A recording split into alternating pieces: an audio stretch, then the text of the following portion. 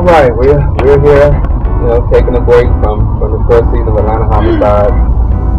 Thank you, Entertainment Exchange, for inviting us. We're so blessed and glad to be here. I'm here with Lynn and Caesar. I know they are also glad to take a break. It was very interesting. I learned a lot, actually. I learned how to improvise a lot. The characters are all very different. We all work as a team. It's a little difficult in the beginning, but I think I've gotten used to it now. Okay. Cool. Caesar, how you feel? I'm doing good. Great. How was Atlanta Homicide? How was Atlanta Homicide? It was a great experience, actually. This is my first TV show. From coming from film to a TV, and it's quite a bit to getting adjusted to, but it's improvise. Yeah. You have to improvise most of the time, so it's going no doubt. Great. Well, that's good to hear, because in my room, I'm one of the silent producers. Most of my work is done before the camera turns on, and I enjoyed it. One of the things I liked about it was meeting a lot of people, because when I'm out trying to negotiate a contract or a location, when I'm out trying to talk to somebody about bringing money to the table, it's nice because they see us as young and energetic, but at the same time they see the company. I think really my most difficult time was no AC. That was so much fun, let me tell you, and having to move from location to location, and move all the equipment, move bodies and everything, and no AC. That was my most challenging part, without trying to keep my makeup on. Right. What about you?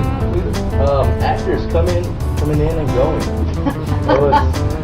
You had different kind of actors coming in, coming out, having trouble with the generator, trying to get fuel on it. Gas is so expensive right now. Get the generator going.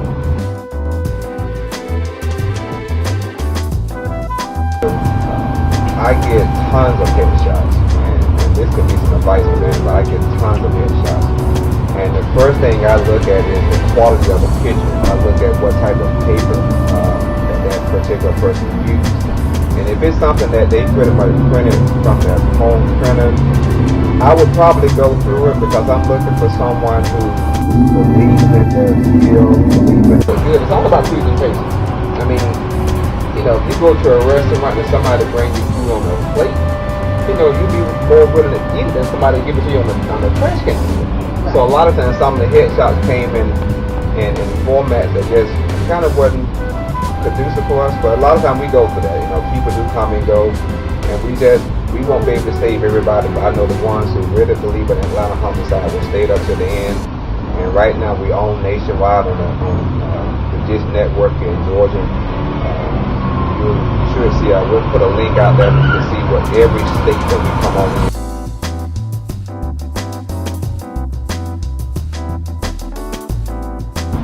Let's see. I started off, I went in to do a reading for Angel Simmons, the stripper that ends up getting murdered. So I was a little disappointed, because that was something I can't go back on if I'm dead. So, I went in, I did my reading, and I made the part. Well, we got called back the very next day for a complete rehearsal of the entire script. All roles had been cast. At this point, everyone knew who they were going to be playing. So I'm there, and we're doing the reading room, and I get about halfway through, and the director and the producer call me to a back room. A little apprehensive, I didn't know what's going on. I thought, wow, what am I doing wrong? So anyways, they were looking down at the floor, and they're like, question for you. Okay, what am I doing wrong? Oh no, you're not doing anything wrong. And Tim just kind of looked at me and says, how would you feel about reading for the woman that has never left? I said, what? Are you kidding? You mean the girl that's out there reading her lines And so that's how I got a lead role in homicide. So I was blown away. I'm very excited. And so the advice I give to anyone that has a passion for acting in this business, I've learned from experience there are more no's than there are yeses. But if it's a true passion, you just got to keep going and make all those negative people, all the negatives, turn it into a positive. Make that deep to be your goal to fight harder. When someone says no, you can't do it, that's when you say yes, I can. Okay. And Caesar, anything you want to offer to the viewing audience today? Wow, my story is very similar to hers. I went to a casting for all African Americans. I walked into the door and I walked in and I was like, okay, my agent sent me to a all African American cast. So I was like, okay, that's interesting. So they gave me a role for a 40-year-old, which is not even my demographic. So I just walked in, I still read from the guy, and they saw me, they asked me, do I speak Spanish? I'm like, yeah, I speak Spanish. And they said, well, we might be interested in maybe giving you a role for Detective Salazar. So here I am, Detective Salazar, and I'm playing one of the supporting roles. And we are partners. Who's my partner? And what advice would you offer? Advice is you can't give up the dream. Those I have it on MySpace. I have it says people how does it go? I forgot what it is. People dream of success and others stay awake and make it happen. So I guess I'm staying awake and making it happen. Right. Absolutely wonderful. Well, we are so glad to be here again. I'm Ronnie Wells. Lynn MacArthur. Cedar Wire. And on behalf of Carl Miller and Atlanta Homicide, we thank you for the opportunity to be here and all the cast and crew. Thank you, Entertainment Exchange. Yes, thank you. My story, before we wrap up, is simple. The advice that I would give is pretty much the same thing. Never give up, regardless of where you are, because my first break came when I was at church, just in the restaurant, talking about what I wanted to do. And I was telling the guy, hey, I would like to write a movie one day. Had never done it, and a week later they got transferred to Ronnie Wells as a film producer, which I had never did anything. And so, out of faith, I called 4 or 5 of my friends. We sat in the room all day long for 12 hours, waiting to produce a video. Because off of what I thought, off of what somebody said that I could do, had never did anything. And we went out with a handheld camera and shot some footage and made a video. And after that, we got a call from a very well-known artist who said, I heard you were the producer. I said, well, yes, I mean, lying, I've never done anything.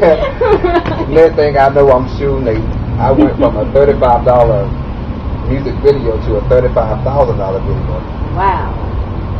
Another film company heard about it, said, I heard you produce films. And I'm like, well, I guess.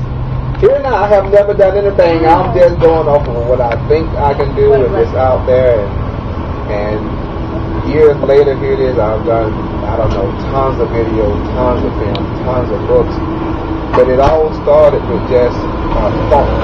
It was nothing but a thought. And once I communicated that, yeah, I would like to do it, resources came.